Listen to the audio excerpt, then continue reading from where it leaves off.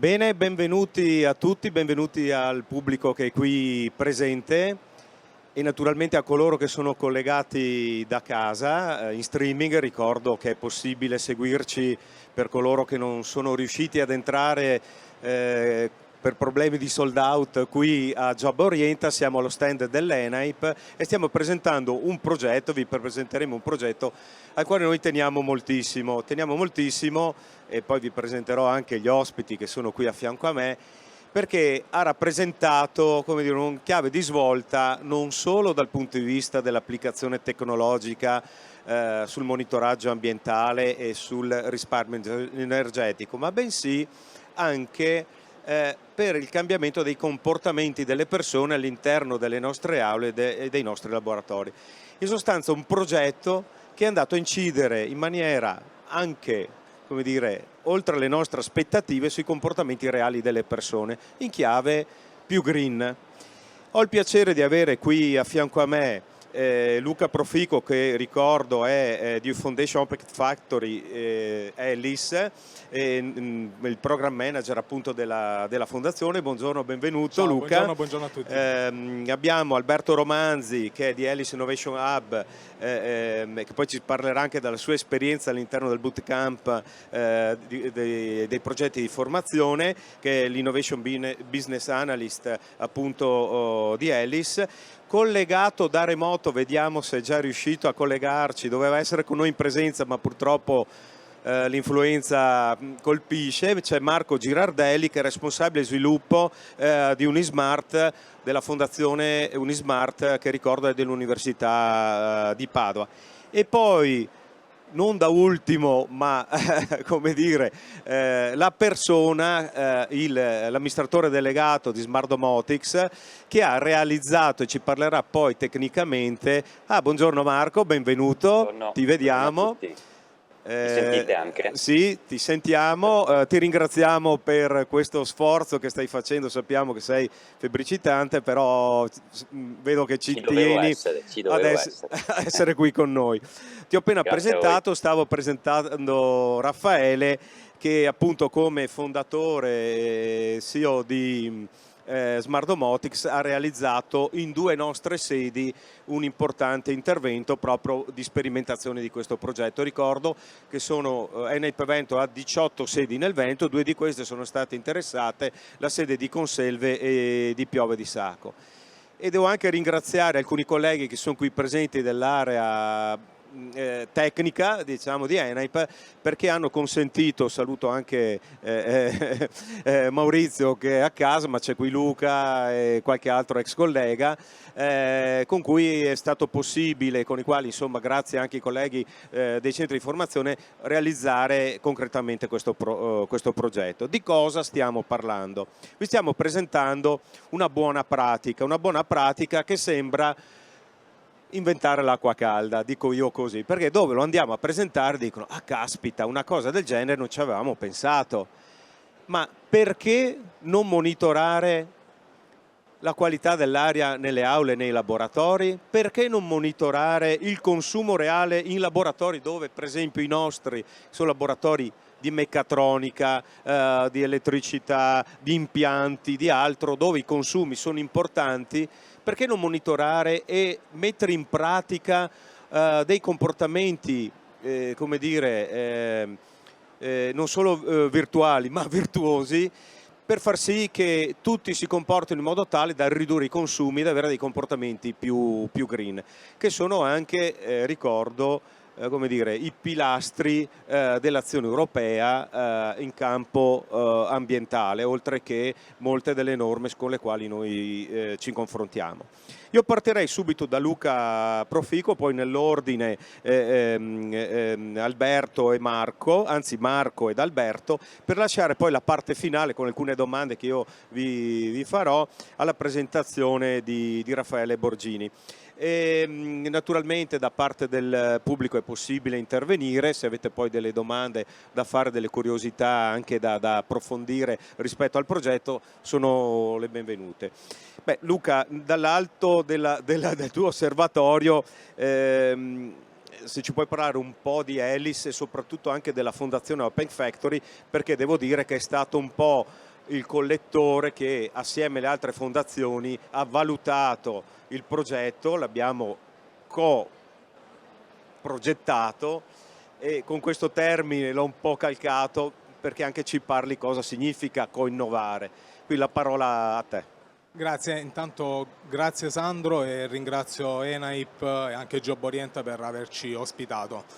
Allora, partiamo da Elis. Noi nasciamo negli anni 60 a Roma come una cooperativa sociale educativa. Elis è un acronimo che sta per educare al lavoro tramite l'istruzione e lo sport. In sostanza formiamo le persone on the job e le avviamo a una carriera lavorativa. Negli anni 90, esattamente diciamo come Enaip da una parte, negli anni 90 nasce anche il consorzio Elis. 120 grandi aziende multinazionali italiane investono nel consorzio in diciamo, risorse umane e anche diciamo, mettendo in campo i propri asset per formare le persone e inserirle all'interno dei propri percorsi lavorativi. Per il consorzio e le aziende consorziate, tra cui per citarvene alcune Snam, Terna, Enel, Vodafone, quindi grandi corporate presenti in Italia, da oltre 20 anni serviamo anche le aziende con servizi di innovazione collaborativa, quindi le aziende collaborano insieme per sviluppare nuovi modelli e prototipi e testare nuove tecnologie d'avanguardia. Questo principalmente per stimolare l'economia tecnologica e di innovazione italiana. Nel 2020, su stimolo delle fondazioni d'origine bancaria di Verona, Padova, Trento e Bolzano, c'è stata posta una sfida. Perché non declinare i programmi di innovazione sviluppati ormai da un decennio con le grandi multinazionali italiane anche a un livello più vicino alla società? Perché non innovare la società e i territori con gli stessi programmi? Perché non portare l'innovazione diciamo, disruptive delle nuove start-up più vicina ai bisogni della comunità? Chiaramente eravamo in periodo pandemico, quindi abbiamo lanciato il programma Foundation Open Factory sia a supporto delle organizzazioni del territorio e principalmente delle piccole e medie imprese che stavano passando chiaramente un periodo di transizione dal fisico 100% al digitale. E negli anni diciamo dal 2020 ad oggi abbiamo iniziato a sperimentare dei nuovi progetti di co-innovazione insieme con attori territoriali. Questo per esempio è il caso di Enaip. Cosa facciamo? Lanciamo delle sfide, chiediamo agli enti territoriali: avete dei progetti, dei modelli che vorreste sperimentare, a cui però andare a portare una scala, una nuova prospettiva diciamo, in visione tecnologica? Quindi c'è una tecnologia in Italia che può supportare il progetto proposto da Enaip in modo da poterlo efficientare e farlo scalare e portarlo, diciamo, dargli una nuova prospettiva? Tutto questo percorso lo seguiamo tramite Foundation Open Factory, partendo dalla ricerca dei bisogni di innovazione a livello nazionale e andando a mixarli con le start-up che chiaramente vanno a proporre le proprie soluzioni tecnologiche e insieme, in collaborazione, coprogettazione, andiamo a sperimentare dei nuovi modelli, perché questi sono effettivamente nuovi modelli. Una parte di contenuto sociale, culturale, artistico o socio-assistenziale e dall'altra parte invece grande contenuto tecnologico messo in campo dalle start-up, spin-off o centri universitari, quindi chiunque abbia una soluzione tecnologica che possa supportare le dinamiche di sviluppo di nuove progettualità sociali. Questo diciamo il quadro generale. Non so se magari... No, hai risposto benissimo, perché hai inquadrato di fatto l'azione. Se sentite, scusate, un po' di brusio, anzi direi molta confusione, perché in arrivo in questo istante Giorgia Meloni allo stand qui a fianco della Regione del Veneto, assieme anche, eccola qui, sta arrivando, assieme anche al governatore Luca Zaia, quindi mi auguro che riusciate a sentirci. No, hai risposto in maniera precisa, soprattutto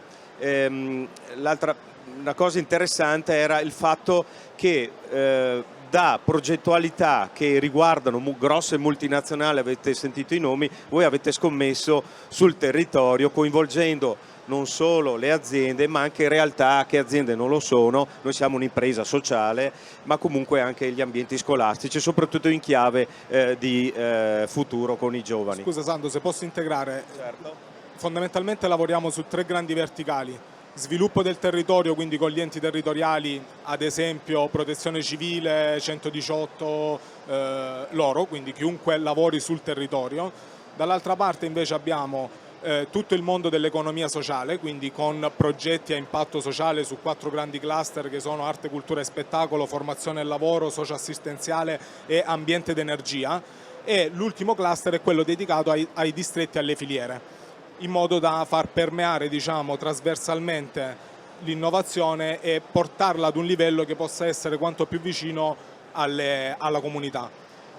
Tutto questo da fil rouge chiaramente manteniamo sempre, diciamo, l'obiettivo della formazione, in quanto all'interno di questi progetti lavorano dei ragazzi che vengono formati in un percorso, in un bootcamp, quindi ragazzi neolaureati o laureandi, vengono formati gratuitamente in un percorso di 8 settimane sponsorizzato dalle corporate del consorzio e dalle fondazioni d'origine bancaria, una masterclass di 50 ragazzi che seguono il percorso e successivamente vanno a lavorare come project manager all'interno dei progetti di Foundation Open Factory. Quindi hanno sia la parte un pochino più accademica, e gli forniamo i tool, gli strumenti per poter avvicinarsi a questo lavoro, e successivamente dall'altra parte andiamo a farli, insomma, mettere in pratica queste metodologie direttamente su casi d'uso reali. Grazie, grazie. Marco, se per cortesia la regia ci fa attiva il collegamento con Marco Giraldelli, che ricordo essere responsabile dello sviluppo di Unismart, che è della Fondazione Università di Padova, chiamiamolo il braccio di ricerca e poi operativo per quanto riguarda proprio lo sviluppo dell'innovazione.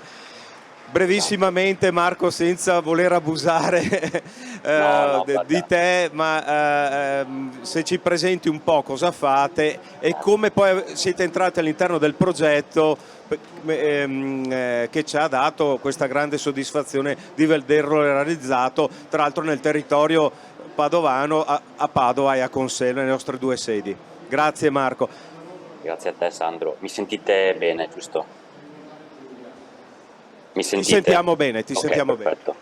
Innanzitutto un saluto ai miei compagni di viaggio, i relatori, mi spiace non essere lì con voi e anzi grazie per l'opportunità di essermi collegato da remoto.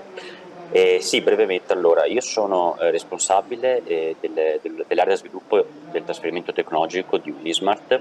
Un po' di cronistoria: Unismart è la fondazione dell'Università di Padova che lavora proprio nell'ambito del trasferimento tecnologico e della formazione post laurea. Nasce nel 2016 e nel 2020 diventa appunto fondazione. In realtà quello che facciamo è simile a quello che anticipava prima il collega amico Luca, nel senso che per trasferimento tecnologico si intende proprio lo strumento atto a colmare quelli che sono i gap di mercato in questo caso, quindi le esigenze che hanno aziende o realtà del territorio, non solo, possono e vengono colmate da competenze dell'Università di Padova. Quindi il nostro obiettivo è quello di favorire collaborazioni tra mondo universitario e mondo imprenditoriale. Questo però, come capite, è un meccanismo business oriented e sono invece grato a Elis e al progetto ENAIP Veneto, perché ho visto, diciamo, questo paradigma, quello del trasferimento tecnologico, quindi di collaborazione tra competenze che possono essere universitarie, come nel caso della Fondazione Unismart, ma nel caso del progetto specifico di startup ad alto valore aggiunto, come appunto Smartomotics dell'amico Raffaele, come, diciamo, anche queste competenze possono aiutare il mondo sociale, e quindi probabilmente al giorno d'oggi si parla molto di impatto. Ecco, forse che il trasferimento tecnologico declinato dal punto di vista del sociale sicuramente ha un impatto molto più rilevante rispetto a quello di cui vi parlavo prima, quindi legato, diciamo, al business di un'azienda, anche perché nel caso specifico di ENAIP abbiamo tenuto una masterclass con non mi ricordo quante centinaia di studenti e studentesse collegate, e l'impatto non è solo nel momento in cui viene fatto il progetto, ma sono meriti che vengono, diciamo, in qualche maniera riempite di nuove competenze che poi finiranno nel mondo del lavoro e condivideranno quello che hanno appreso anche appunto durante l'esperienza lavorativa. Quindi diciamo che sostanzialmente io sono stato coinvolto in qualità di advisor in questo percorso, e devo dire che in realtà ho imparato molto, soprattutto perché, come vi dicevo, prevalentemente la collaborazione di Unismart è sul mondo aziendale, imprenditoriale, e invece lavorando all'interno di Foundation Open Factor, il cui focus, appunto, come anticipavo Luca, è il mondo del sociale, ho imparato molto sull'importanza sostanzialmente di condividere il dato e comunicarlo. Parlavamo prima della masterclass, poi non rubo spazio alla presentazione di Raffaele, che sarà sicuramente, che illustrerà il progetto in maniera migliore sicuramente di me, ma è importantissimo, diciamo, la condivisione che è stata fatta anche su forte spinta di tutta ENAIP Veneto verso gli studenti, e la sensibilizzazione sui temi diciamo cardine di questo progetto, quindi l'efficienza e il risparmio energetico. Quindi adesso io so che verrà presentato il progetto, lascio la parola e spero di essere stato diciamo comprensibile nonostante qualche linea di febbre. Assolutamente sì, anzi ti ringraziamo perché sì, appunto stamattina saresti stato qui presente. Vabbè, no, sei stato efficacissimo, tra l'altro sottolineando un aspetto che comincio a dare qualche dato. Allora, noi è stato sottolineato sia da Luca come da te Marco questo impatto sociale di questo progetto, cioè dove abbiamo agito? Abbiamo agito direttamente nei luoghi dove le persone vivono, dove consumano energia, dove anche passano parecchie ore, pensate un'aula, un laboratorio, facendoli ragionare anche sull'applicabilità della cosa, ma poi facendo vedere, toccare con mano cosa, cambiando semplicemente delle abitudini date per scontate, cosa invece era l'impatto in chiave di consumi e anche di comportamenti. Su questo noi, prima ha citato Marco anche la masterclass, abbiamo coinvolto 120 studenti di Conselve, perché anzi se la regia cortesemente mette senza il sonoro naturalmente il video che abbiamo poi registrato con le varie testimonianze, ma anche potete vedere i laboratori dove siamo andati ad agire. Il video che prendiamo adesso da YouTube lo potete trovare sul canale YouTube di ENAIP Veneto. 120 studenti a Conselve e altrettanti, forse qualcuno in più, mi pare 180 a Piove di Sacco. Chiaramente in particolare alcuni settori, per esempio questa è la responsabile della nostra sede di Conselve che sta presentando il progetto e dicendo come le attività hanno avuto impatto. Passerei la parola anche ad Alberto Romanzi, ci ha seguito assieme a un altro giovane collega che ci faceva stare sui tempi, sui task, però ha una bella storia da raccontare, perché lui nasce attraverso, meglio, professionalmente è stato coinvolto attraverso il bootcamp e soprattutto attraverso il percorso di formazione, quindi anche l'esperienza di fatto che ti ha permesso di venire inserito all'interno di un progetto di co-innovazione che non è cosa da tutti i giorni, insomma, ecco. La tua esperienza, oltre al tuo ruolo all'interno del progetto. Grazie Sandro, grazie a tutti per l'invito e saluto anche Marco da casa. E allora, intanto è un piacere essere qui e poter raccontare la mia esperienza all'interno, diciamo, di questo programma e di questo progetto nello specifico. E come anticipava Sandro, noi come Elis formiamo le persone al lavoro e lo facciamo prevalentemente attraverso inizialmente un bootcamp di 8 settimane in cui riceviamo della formazione trasversale, in cui effettuiamo dei workshop, dei lavori di gruppo, delle presentazioni, ci vengono fatte delle collaborazioni dirette con delle aziende e delle esperienze sia nazionali che internazionali. All'interno di questo periodo diciamo la parte formativa cerca di darci una serie di strumenti e di informazioni che ci permettano poi di mettere in pratica, diciamo, tutte le informazioni che ci vengono fornite attraverso dei progetti e prepararci effettivamente al mondo del lavoro.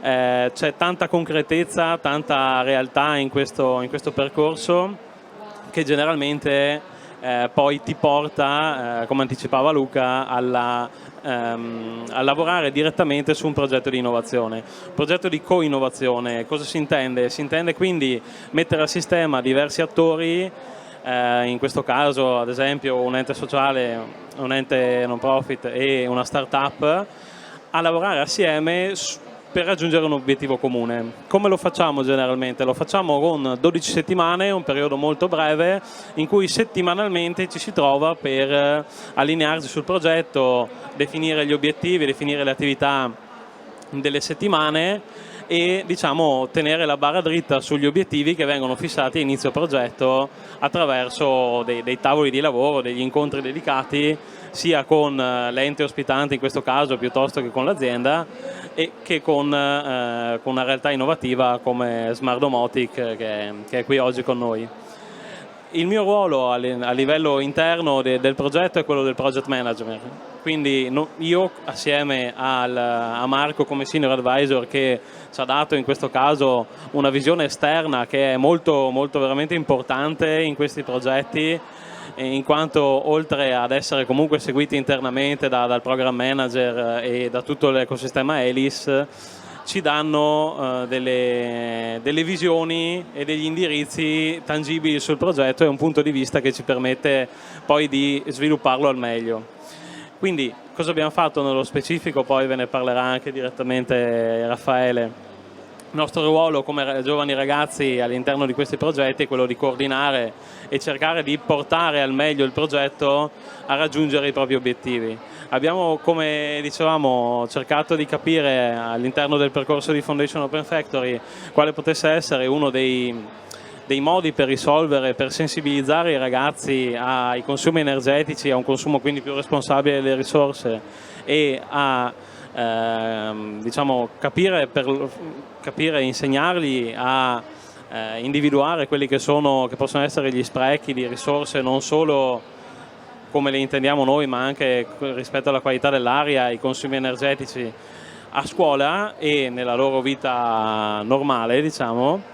E attraverso il percorso che abbiamo svolto con ENAIP abbiamo realizzato al di là di un dispositivo di monitoraggio che lascio poi per la parte tecnica a Raffaele, anche una masterclass di sensibilizzazione dei ragazzi in cui siamo andati sia a raccontare il percorso che abbiamo fatto, sia a raccontare il lavoro che stavamo facendo e a coinvolgere sia i ragazzi ma soprattutto i docenti anche, in quanto è da loro alla fine che passa, come nel bootcamp nostro, la parte di insegnamento ed è da loro che deve venire anche uno stimolo direttamente ai ragazzi per essere più incentivati a svolgere queste attività di formazione.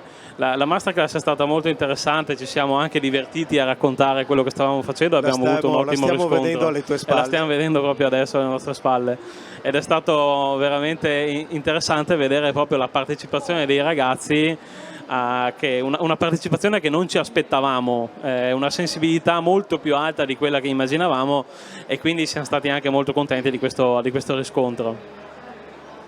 Ma hai spiegato molto bene, grazie Alberto, il percorso. Ci tenevamo moltissimo a far cosa? A far capire il percorso che siamo arrivati a realizzare e quindi poi a monitorare. Avete visto alle spalle una serie di immagini, tra cui anche dei grafici, le officine dove siamo stati a monitorare, dove attualmente, dopo vi facciamo vedere i consumi in tempo reale, attualmente i ragazzi ogni volta che entrano in classe piuttosto che all'ingresso trovano dei monitor con visualizzati i consumi in tempo reale, quindi sulla base di quello che vedono agiscono e hanno dei comportamenti veramente che fa onore a loro rispetto a questa sensibilità che noi non pensavamo che dei giovani tra i 14 e i 18 anni potessero avere. Però ecco, è stata detta anche una cosa molto bella da chi mi ha preceduto, che una delle chiavi di volta era mettere assieme una start-up, quindi un'azienda che nasce su un'idea, su un'innovazione, ma per far business, perché poi quello è, vero Raffaele, con cosa? Con una realtà come la nostra, ENAI, perché di fatto è un'impresa sociale, una scuola, scuole di professionali, scuole di formazione professionale, e che è diventato, come diceva Marco, tra l'altro un elemento, un booster, cioè un boosting in sostanza. È stato come dire, un incontro che ha moltiplicato, ha avuto un effetto moltiplicatore sia all'interno delle nostre scuole, così come anche come potenzialità l'abbiamo potuto misurare con mano quando siamo andati a presentare. C'è qui anche Luca, il collega Luca Cantò a City Vision, che è stata un happening di start-up piuttosto che di innovatori eccetera. Quando ci hanno sentito parlare Raffaele di questa idea, ha detto: caspita, avete inventato l'acqua calda, che così non è invece, vero Raffaele? C'è studio, c'è come dire impresa, c'è intrapresa, c'è investimenti, sono investimenti e tanto lavoro. E se ci vuoi parlare della tua esperienza come start-upper, ma soprattutto come hai vissuto questo nostro progetto. Tra l'altro chiedo cortesemente alla regia se può mettere in onda, diciamo qui visualizzazione, il collegamento dove ci sono i consumi reali in questo istante. Eccolo qua. Raffaele, la parola a te per spiegarci poi di cosa si tratta praticamente. Sì. Grazie a tutti per l'invito, grazie a Open Italy, grazie al gruppo Elis con il quale già da 5 anni collaboriamo, abbiamo già fatto, se sentite degli applausi sono per noi, parentesi. Appena Giorgia Meloni ci ha appena salutato, che è vero. Ringraziamo. Allora, con Elis abbiamo già fatto dei progetti di co-innovazione con dei grandi gruppi che prima citava Luca. Abbiamo fatto un progetto con ANAS di manutenzione predittiva ed efficienza energetica nella loro sede storica di Mozambano. Abbiamo fatto proprio nel 2022 un progetto con ENI, Agritech 4.0, e poi abbiamo svolto e stiamo svolgendo molto volentieri questo progetto insieme di EcoThrive. La prima caratteristica distintiva di EcoThrive rispetto a tanti altri progetti di co-innovazione che abbiamo fatto con Elis e anche con altri enti è che il nome è stato deciso da uno studente. Prima l'abbiamo visto nel video, e è stato fatto tra virgolette un concorso, possiamo chiamare, senza notaio, senza, diciamo così, non ci siamo spinti oltre. Un concorso interno. Per cui il ragazzo che ha dato il nome più bello a questo progetto, per cui la prosperità EcoThrive, ha vinto anche un tablet. È stato veramente molto bello, molto interessante coniugare quello che è la tecnologia, la collaborazione. Noi lavoriamo quasi sempre in partnership, noi abbiamo grandi clienti come il gruppo Max Mara, Toyota Handling, le banche, ma quasi sempre noi lavoriamo in partnership con aziende terze, con progettisti terzi, e questo è un progetto che si fa insieme. Quasi sempre quando pubblicizzo tra virgolette questo progetto su LinkedIn scrivo come hashtag together. Le cose si fanno insieme perché il coinvolgimento delle persone, in questo caso corpo docente e non docente, studenti, è quello che massimizza l'efficacia della tecnologia.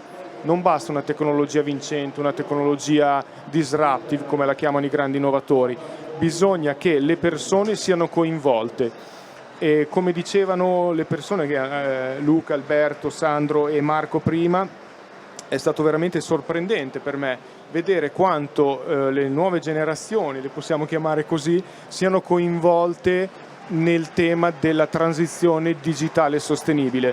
Cioè, io non mi aspettavo quasi 400 persone a una master, non c'era mai successo, devo dire la verità. E per cui è stato veramente bello e sfidante, e soprattutto un progetto che ha degli impatti importanti sul territorio in termini di competenze, in termini di trasferimento tecnologico, altro tema molto caro ad Elis, ad Open Italy, e in termini di conoscenze. Prima di vedere, questi sono i consumi in diretta, prima di vedere questo vediamo un attimo anche una cosa. Quando abbiamo fatto la masterclass noi abbiamo lavorato in quasi tutte le categorie merceologiche nei nostri anni di vita, finora non molti, ma E ad esempio abbiamo fatto il caso dei risparmi della ristorazione, perché sappiamo bene che ENAIP ha un focus molto, e lo vediamo qui nello stand. Esatto, siamo anche presenti qua. Il grembiule ENAIP, ok. Abbiamo 12 centri, anzi 13 su 18 con la ristorazione o comunque l'ambito ristorativo. Esatto. E allora che cosa abbiamo fatto? Oltre a far vedere i due esempi di Piove di Sacco e di Conselve, abbiamo fatto vedere come si fa risparmio energetico nella ristorazione. Che cosa succede? In Italia ancora le aziende medio-piccole, le imprese medio-piccole non hanno sistemi che generano dati per far capire come si può fare risparmio energetico in modo semplice. Però i ragazzi hanno capito che quando vai in un ristorante, dai nostri dati dove abbiamo installato in Italia, non devi accendere subito il forno alle 8, ma delle volte basta alle 11, come consumano le UTA, come consuma il clima, le luci. Quando vanno fuori, la loro esperienza, la loro nuova competenza su questi temi di transizione digitale sostenibile, li portano agli imprenditori, che magari sono imprenditori che hanno la mia età, 50 anni, 60 anni, e non sanno che il forno non deve rimanere sempre acceso. Non sanno che nella GDO il forno per riscaldare le baguette deve continuamente andare al massimo. Per cui portano fuori queste buone pratiche. Vediamo un attimo l'installazione che abbiamo fatto a Piove di Sacco e Conselve. Innanzitutto questo è un progetto che va a coniugare l'efficienza energetica e la qualità dell'aria. Allora il tema della salubrità dell'aria negli ambienti indoor è venuto tragicamente fuori nel tempo di Covid e purtroppo sappiamo il perché. Abbiamo gli studenti che stanno arrivando dopo, sono stati liberati da Giorgia Meloni. Benvenuti, sì. Grazie. Ah, perfetto. Abbiamo una piccola sorpresa, voi continuate ma prepariamoci. Dipende quanto è piccolo e quanto è grande. È molto Siamo grande, preparati. è molto grande. Comunque parliamo del progetto. Allora, il progetto coniuga salubrità dell'aria, tema tragicamente venuto fuori nell'epoca del Covid, ma tema che rimane forte. E allora per che cosa? Salubrità dell'aria perché nelle scuole respirare un'aria più salubre non solo aiuta la salute, ma aiuta anche l'apprendimento, aiuta anche la produttività. Risparmio energetico. Risparmio energetico siamo andati a monitorare i consumi singoli e generali di queste scuole. Perché? Perché ad esempio monitorando i consumi dei torni abbiamo scoperto che magari la linea dei torni vecchi di notte non si spegne e va a consumare, non lo sapevamo. Abbiamo scoperto che le luci sono un consumo molto importante e ad esempio ad aprile, quando è partito, ricordo, un consumo sulle luci, il nostro manutentore è andato a farlo spegnere perché c'era una giornata bellissima di sole, eravamo in call e parlavamo del progetto, a un certo punto è partito il consumo delle luci, non so se Luca o Maurizio sono andati a chiamare, chi è che ha acceso le luci? Che succede? Perché? Avete ragione, dopo un po' la linea del consumo delle luci è tornata a zero, per cui tutto questo fatto insieme che cosa ha portato? Chiaramente quando si parla di tecnologia per l'efficienza energetica, tema fondamentale è il payback, in quanto tempo si ripaga, e qui abbiamo visto che poi noi avevamo insomma varie esperienze, questa è una tecnologia che tra i 6 mesi e i 2 anni si ripaga sempre. Altro tema, vedo i dati dei consumi, ho un budget, Luca è il responsabile del procurement di ENAIP, bene, il budget lo metto sui LED o lo metto sui nuovi torni? Cos'è che mi conviene in tema di didattica, in tema di risparmio energetico, in tema di upgrade dell'edificio? Altro tema di cui abbiamo appena parlato, partono le comunità energetiche. Bene, chi consuma, come le gestiamo? Tutti questi quesiti non possono avere una risposta se non si hanno i dati, ma dopo serve altro, serve un'interpretazione intelligente dei dati e serve che ci sia collaborazione tra chi vede i dati, tra chi ne usufruisce, tra chi va a fare il trasferimento di queste competenze con l'impatto sul territorio, sulle scuole soprattutto in questo caso. Avete compreso come aver coinvolto i ragazzi fin dall'origine, pensate solo, adesso sembra una banalità, ma fargli mettere il titolo del progetto attraverso un concorso dove acquisiscono le informazioni, perché non possono mettere un nome a caso, lo studiano il progetto e poi, come è successo a un corso di diploma che avevano l'esame, hanno sviluppato le tesine per presentarsi all'esame su questo progetto, dove il tema erano uno dei goal, anzi più di un goal 2030, naturalmente coniugato con un progetto reale che hanno visto realizzare e sentito con i dati. È stato, come dire, un progetto che è andato ben al di là delle aspettative, è stato un progetto che ha creato una rete che, nonostante sia passato più di qualche mese dalla realizzazione, continua, come dire, a generare altre idee, tanto che noi personalmente come ENAIP, adesso, al di là di Sandro Alpiano, l'idea nostra è di allargare la rete ad altri centri di formazione, però con questo spirito. Prima si parlava del settore ristorativo, avete visto le immagini dei torni, sono torni qualcuno datato, qualcuno nuovo. Pensate che un tornio, quando al mattino uno schiaccia il pulsante per dare energia elettrica a un'officina, vedete tanta gente perché stiamo aspettando la Premier che forse arriva qui, quindi abbiate pazienza assieme al governatore, almeno così ci hanno detto. Quindi siamo anche noi un po', come capite, il bello della diretta, si direbbe. La cosa, per esempio, stavo dicendo appunto delle officine meccaniche, quei torni lì, anche se non usati, i trasformatori interni continuano a trasformare energia, a consumarla pur non utilizzando, cioè pur non essendoci ragazzi. Cosa ha indotto quel consumo, e loro lo possono testimoniare, Raffaele in primis e anche i colleghi? A non accendere se non serve, oppure a spegnere o accendere solo le macchine che vengono utilizzate. Da lì abbiamo visto all'istante un risparmio del 30%.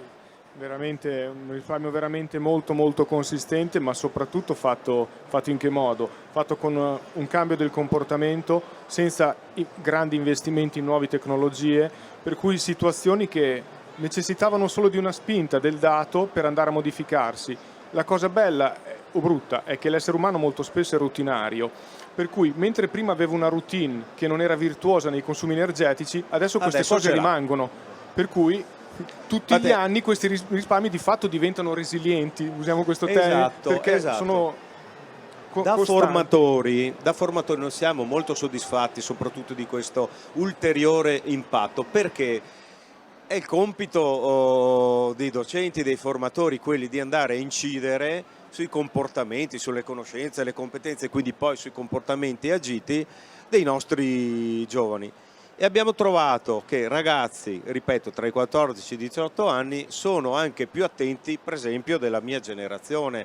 Uno pensa che i ragazzi della generazione Z siano solo con la testa sui social piuttosto che altro. Non è vero, ma lo possiamo testimoniare. Adesso voglio entrare dentro questo tema. Però se stimolati e se coinvolti la risposta c'è stata. Cosa però consiste questo sistema di monitoraggio? Perché poi adesso magari non siamo totalmente tecnici come te, però cioè, cosa si è andato a installare, cosa avete messo a terra lì nei laboratori? Sì, noi abbiamo messo a terra una tecnologia formata da hardware e software. Noi abbiamo la proprietà intellettuale della nostra tecnologia, e anche se la prima cosa che viene in mente l'hardware lo faccio in Cina, in Vietnam, cioè noi produciamo in Italia. Come probabilmente si sente dall'accento, sono romagnolo e noi produciamo presso un terzista sopra Riccione, per dire una città insomma conosciuta, e è una tecnologia non invasiva che si installa senza staccare elettricità, per cui abbiamo installato durante le ore di lezione. È una tecnologia che va a fare il monitoraggio, ad esempio, dei consumi singoli e generali o della produzione del fotovoltaico, per cui è il clima, sono le UTA, sono le luci, sono i torni, eccetera. È una tecnologia che dà il monitoraggio della salubrità dell'aria in termini di PM2,5, PM10, temperatura, umidità, CO2, e invia in maniera criptata e sicura i dati ad una piattaforma software. La piattaforma è certificata, adesso tecnicamente si chiama ISO 27001 per la sicurezza del dato, e il tema della cyber security diciamo che è discretamente presente, discretamente importante. Cosa si fa sulla piattaforma? Si trasforma il dato in valore economico, in informazione per la gestione, qui in caso della scuola, del processo, dell'edificio, del sito, mettendo insieme con un editor di formule multivariabile. Allora, vediamo un attimo insieme la temperatura con il consumo del clima, la luce, sensori di luce con il consumo delle luci, orari di lezione abbiamo visto anche, abbiamo installato in una situazione dove c'è lezioni di acconciatura, non so come chiamare, ok. Pensate ai phone. Esatto, i phone. Allora i phone, chiaramente il phone professionale intuitivamente consuma di più di quelli dei phone che utilizziamo delle volte a casa.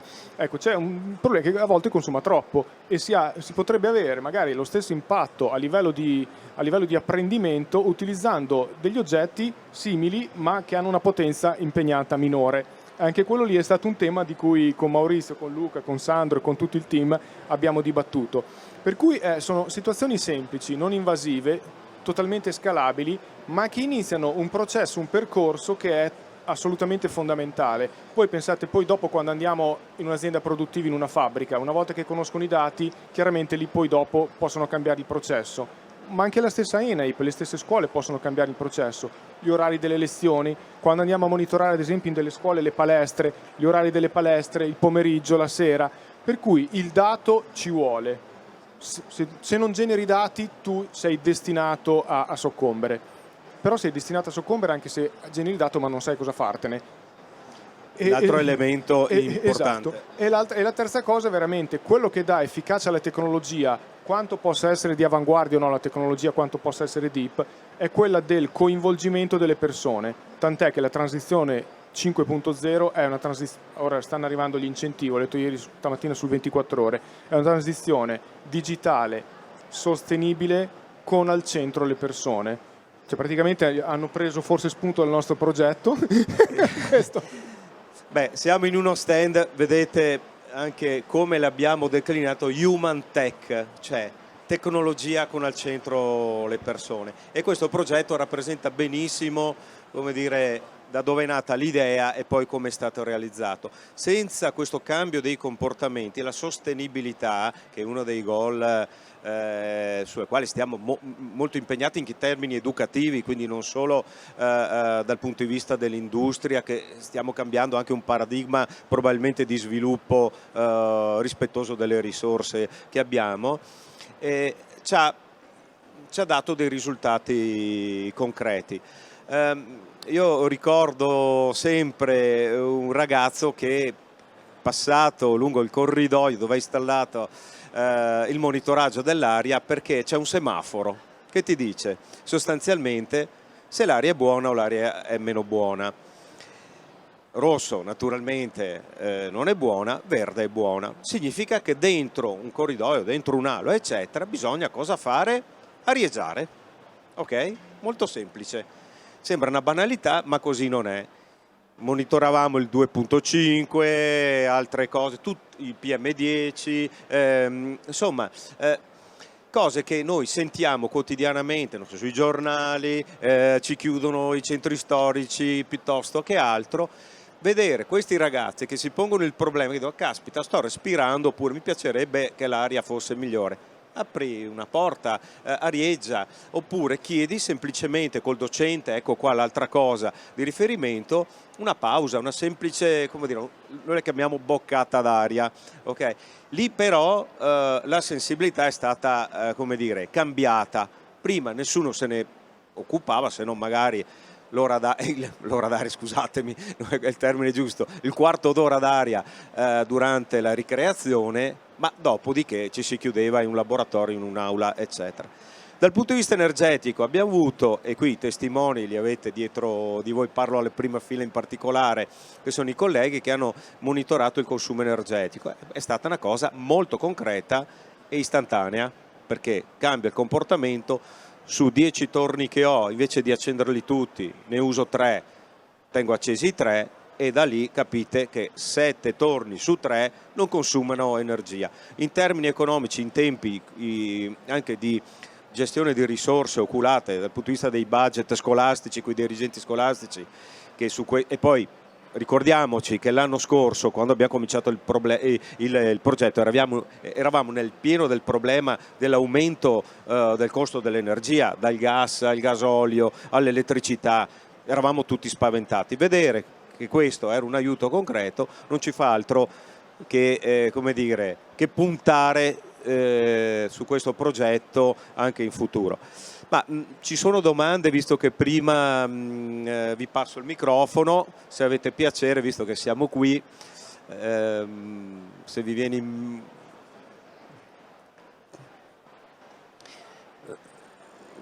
vi passo il microfono, avete... No, va bene, tutto chiaro, siamo stati chiari. Beh, io a questo punto, se c'è Marco ancora collegato, chiedere... Eccoti qua, Marco. Sì, Sandro, ci sono.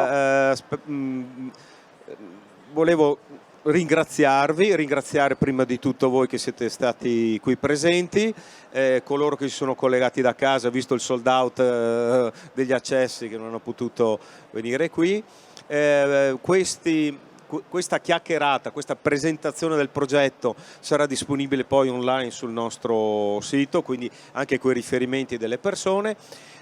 Naturalmente, visto, se avete piacere, visto che sono qua i nostri partner, potete anche, come dire, rivolgere loro qualche domanda. Vi ringrazio tutti, quindi ringrazio Luca, Marco, Raffaele, ringrazio te Alberto.